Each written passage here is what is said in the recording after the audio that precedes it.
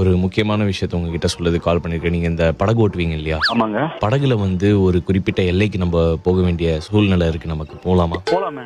2ஆம் உலகப் போர்ல கண்டுபிடிக்கப்பட்ட ஒரு குண்டு ஒண்ணு இருக்குதுங்க கடலுக்கு நடுவுல. சரிங்க. ஸ்ரீலங்காக்கும் இந்தியாவுக்கும் நடுவுல பார்டர்ல. அவ்வளவு லாங்கெல்லாம் பைப்பர்ல போக முடியாதுங்க. யாரு நீச்சல் அடிக்கிறவங்க யாருன்னா இருக்கிறாங்களா? நீச்சல் அடிக்கிறவங்க இருக்கிறாங்க. அதுக்கு நீங்க சொல்ற மாதிரி அவ்வளவு அளவுக்கு மீறி ஆழத்தெல்லாம் போயிட்டு வர முடியாதுல்ல. ஒரு 1C பேசிக்கலாமா? 1C-னா 1 கோடிங்க.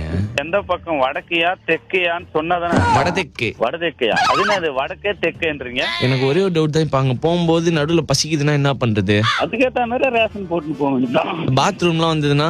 பாத்ரூம்லாம் வந்ததுன்னா அப்படியே அட்டியில போக வேண்டியதான். தனியா இருக்கும். பாத்ரூம் போறதுலாம் பெரிய விஷயமா? Hello hello hello. ஹாய்கா. ஹாய் காவா.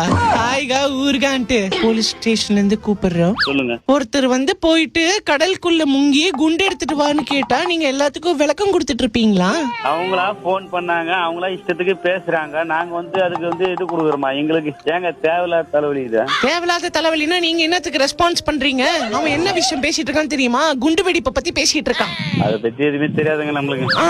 அத போய் தொட்டாலே வெடிச்சிரும். உனக்கு தெரியுமா? தொட்டாலே வச்சிருமா? ஆமா. அவன் 1 கோடி தரேன்றான், 2 கோடி தரேன்றான். எப்பா இது என்ன கடல்ல முழுவதுன்னா பெரிய விஷயமா? இது எனக்கு நம்மளுக்கு தேவையில்லாத இதெல்லாம் வேணாங்கன்னு சொன்னேன். அப்படியாப்பா சொன்னாரு? கொஞ்சம் ரிஸ்க் தான், ஆனா பண்ணிடலாம் அப்படின்ற மாதிரி பேசியிருந்தாரு மேடம். பண்ணிடலாம் சொன்னேன்.